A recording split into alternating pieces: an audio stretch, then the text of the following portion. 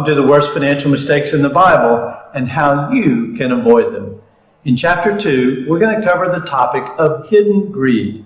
Now this comes from the story found in Numbers 22, the famous story of Balaam and his donkey.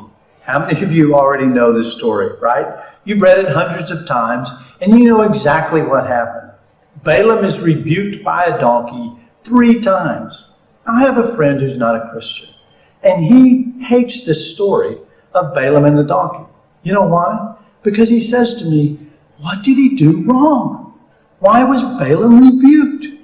You know, he doesn't see what's so obvious if you really read the scripture closely. Balaam was controlled by greed, but he hid it. You see, Balak offered a diviner's fee for the prophet of God, Balaam, to come and pronounce a curse on the nation of Israel. So he acted like he didn't want the money, but in reality, Balaam wanted the money, and he was saying one thing with his mouth, but his heart was unfaithful to the Lord. And so he was an unfaithful man, and God rebuked him for the greed that was hidden in his heart. Now you see, Balaam had a choice, and in fact, he made the wrong choice. Do you realize this incident is referred to as Balaam's sin in the rest of the scripture? And it's mentioned over and over and over. If you've read your chapter, you'll realize that this story of Balaam's greed is mentioned in Deuteronomy, Joshua, Nehemiah, Micah, 2 Peter, Jude, and even in Revelation. This was a story to be remembered. This was a story that God didn't want us to forget. Now, many people ask, why is greed bad? You see, in essence, greed is wanting something that you don't have. It's just wanting more. It's having this desire for things, for possessions. And we all have a level of hidden greed. Listen to what Tim Keller wrote about it.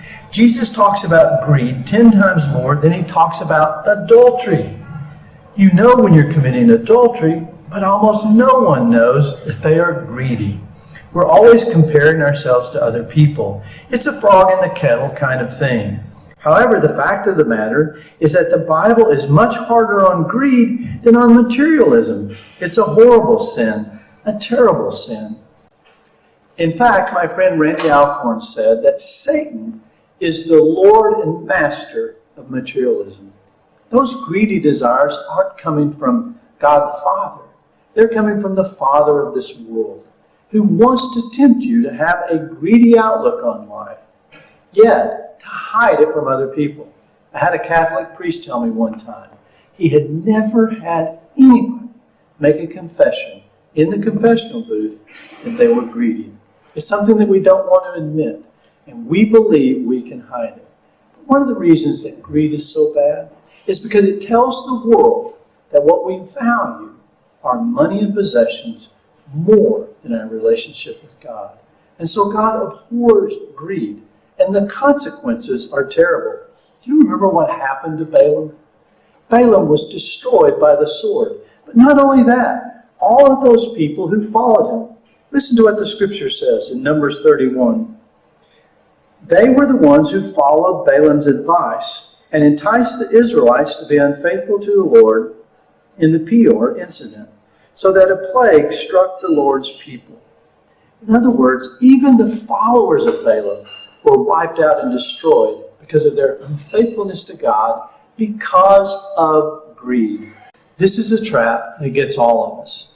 In 1 Timothy 6:10, it says, those who want to get rich, what's that? People who are greedy. Those who want to get rich, not just to have their daily needs met, but want to get more than somebody else. They want to have hordes and hordes of money stored up. Those who want to get rich fall into temptation and a trap and into many foolish and harmful desires that plunge people into ruin and destruction. For the love of money is a root of all kinds of evil.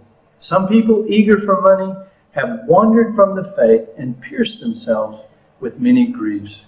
You see, hidden greed leads to traps, foolishness, and even wandering from the faith. So how do you avoid it?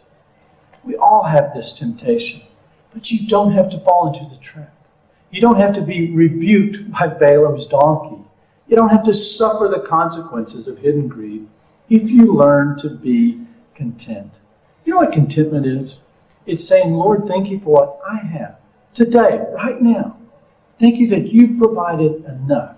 Even though I may not have excess, even I may not even have an abundance, but you've given me my daily bread. Contentment allows you to be excited for what God has provided someone else. It allows you to rejoice that He's treated you kindly. Paul said that we could learn to be content. It's something we must practice. It's something that doesn't come natural because our flesh tells us we need more. We need more of whatever we have, or we need more of what we don't have. You see, that's the opposite of living with contentment.